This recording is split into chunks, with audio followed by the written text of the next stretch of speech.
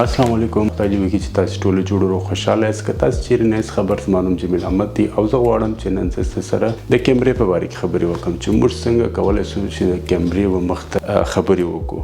د دې طریقه به موږ نن پر دغه ویډیو باندې زده کړو، یعنی کې هاو ټو ټاک اون کیمرا. نن موږ دغه ټایټل دی د دې ویډیو، نن موږ په دغه باس باندې به خبرې وکړو. اول خدا دی چې ما چې کوم ورځ و چې ما اول ورځ ویډیو جوړول شروع کړل، دغه لپاره ما دغه سوچ وهي چې ما خو هیڅ کله پر ویډیو باندې خبرې نه دي کړې او ما هیڅ کانفیډنس نه درلودي، لیکن بیا هم ما په دې وجه باندې ویډیو جوړول شروع کړل چې ما د ځان سره دا سوچ والی چې زه خپل د کمیونیکیشن سکلز ما ډېر کمزور دي، نو زه نشم کولای چې زه د خلکو مخ ته چې زه خبرې کوم، زه ډېر بند کېږم په خبرو کې او یو جرأت نه لرم چې د خلکو په منځ کې زه خبرې وکړم. ما غوښتل چې زه باید د خلکو سره د خبرو د کولو طریقه زه زده کړم د کیمرې په ذریعه سره. نو په دې وجه باندې چې مال زه به یوازې یم، نو زما مخ ته څوک نشته، نو زه په خپله د کیمرې سره خبرې کوم او زه به خپلې غلطیانې بیا پکې ګورم، زه یې اصلاح کوم او دغه رقم به زما د خبرو د کولو طریقه یعنې جرأت به پیدا شي. نو په دې وجه دا ما شروع کړ.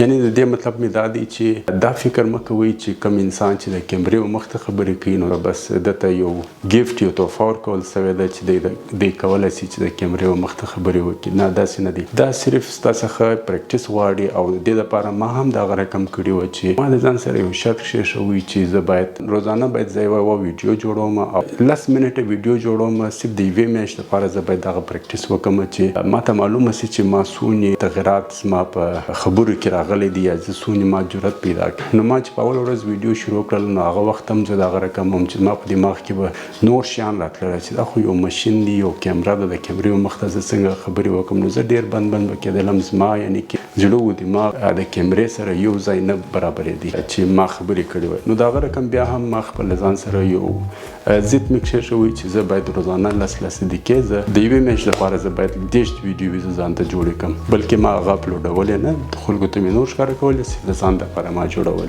نو دغه رقم چې یوه میاشت تېره سوه، یوه میاشت بعده چې ما خپل ویډیوې کتل شروع کړله، یعنې د اولې ورځې ویډیو او د اخرا 10مه ویډیو، نو د دې په منځ کې بیخي ډېر فرق راغلی. په اوله ورځ چې ما شروع کړل ما په دماغ کې نور شیان راتلله، یعنې کې زه په ځان پوهېدلم چې زه د کیمرې مخ ته د زړه و د دماغ څخه زه خبرې نه ورسره کوم. لیکن 10مه ورځ چې په هغه وخت کې هم زه کمزور وم، لیکن بیا هم بهتره وم در اولینې ویډیو. نو اوس هم د سم نه یم د ویډیو مخ ته خبرو کولو لپاره، لیکن بیا هم روزانه زه په ځان پوهېږم چې زه بهتره کېږم. دا خو اول ریزن و چې یعنې کې دا فکر مه کوه چې کم خلک چې د کیمرې مخ ته خبرې کوي نو دا دوی ته یو تحفه ورکول سوې ده. نه، دا ته هم پریکټس کولی شي، زه هم پریکټس کوم، هر یو دا زده کړه کولی شي. او دوم دا دی چې د کیمرې مخ ته چې ته راځې ته خبرې کوې، د هغه دپاره باید ته یو وجه وګورې چې ستا وجه څه شي ده چې ته د کیمرې مخ ته غواړې چې ته خبرې وکړې. یعنې کې لکه زما وجه چې و، زما وجه خو اول دغه و، ما په اول پلان درته ویله چې زه باید خبرې زده کړم د کیمرې په ذریعه سره، چې زه څنګه کولی شم چې زه د کیمرې مخ ته زه خبرې وکړم او د دې په دې ذریعه به زه جرأت پیدا کړم. بیا به زه د نورو خلکو چې زه کومې پارټیانو ته ځم، کوم ځایو ته ځم، زه به د هغو سره په ښه طریقه سره به زه خبرې کوم. نن صرف دغه یو ریزن او دوم ریزن مې دا و چې زموږ عمر چې دی، زموږ عمر ډېر کم دی، یو څو کاله ژوند لرو، زه باید هغه غلطیانې چې ما غلطیانې کړي دي هغه غلطیانې باید زه د ویډیو په ذریعه سره زه باید خلکو ته د خپل ویډیو جوړې کړم او ښکاره یې کړم چې هغه غلطیانې چې ما کړي دي تاسې ونه کړئ. یعنې کې دغه زده کړه زه ورته وکړم. او دوم دا دی چې کوم زده کړې ما کړي دي زه غواړم چې دغه زده کړې خلکو ته یې ورسوم چې دوی زما د زده کړو څخه زده کړه وکړي چې دوی ته اساني جوړه شي. نو دغه وجه وه چې ما غوښتل چې زه د کیمرې مخ ته زه باید خبرې وکړم. او دریم دا دی چې که ته غواړې د کیمرې مخ ته خبرې وکړې باید ته د ځان سره یو کانټینټ ولرې. کانټینټ معنا دا دی یو مضمون ولرې، یعنې کوم مضمون باندې ته غواړې چې ته کیمرې مخ ته راسې او خبرې وکړې.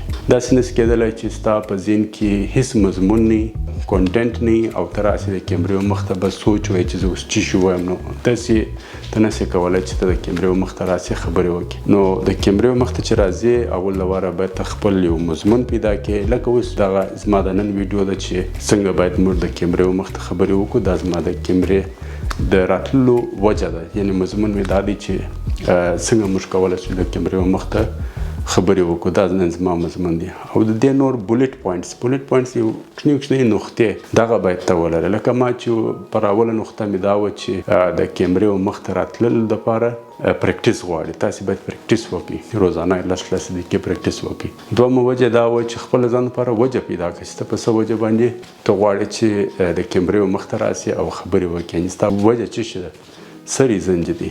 او څلورم دا دی چې موږ هر وخت خپل په موډ کې نه یو. یعنی کې زموږ موډ سم نه وي، داسې نشي کېدلی چې هر وخت موږ په موډ کې هر وخت موږ کولی شو د کیمرې مخ ته خبرې وکړو. دا زه خپل هم دغه اکثر د ځان سره محسوسوم. زه هر کله نسم کولی چې ته پر ما باندې غږ وکړې او زه ته راسم کیمرې مخ ته خبرې وکړم. نه، د دې دپاره ده چې کومه زه خپل د ځان موډ کله ګورم چې کوم وخت زما موډ سم دی، نو زه هغه وخت د کیمرې مخ ته راځم. لکه نن مثال، نن زه ولاړلم فټنس ته ولاړم. د فټنس بعد اوس راغلم، نو لږ زما مسل چې دی لږ سره خلاص وله، لږ کانفیډنس مې محسوس کړي او زه راغلم اوس د کیمرې مخ ته خبرې مې شروع کړل. یعنې کې اکسرسایز چې دی دا هم ډېر ضروري دی. دوم دا دی که ته چیرې یا ولاړ سې یو پارټي ته ولاړ سې، د یو چا سره ووینې، د هغو سره ته خبرې وکړې، ښه یو پازیټیویټي حاصل کړې، مایند دې فرش سي. نو چې دا کور ته راغللې ته کولی سې چې هغه وخت هم ته پر دغه کار باندې واچې چې ته خپل ځان ته یو ویډیو جوړه کړې. نو خپل د موډ ته ګوره چې په کوم وخت ستا موډ سم وي، په هغه وخت باندې خپله ویډیو جوړه کړه. نو دغه زما یو څه پوینټونه وه. نو نن ما سره په دغه پوینټو باندې خبرې وکړلې.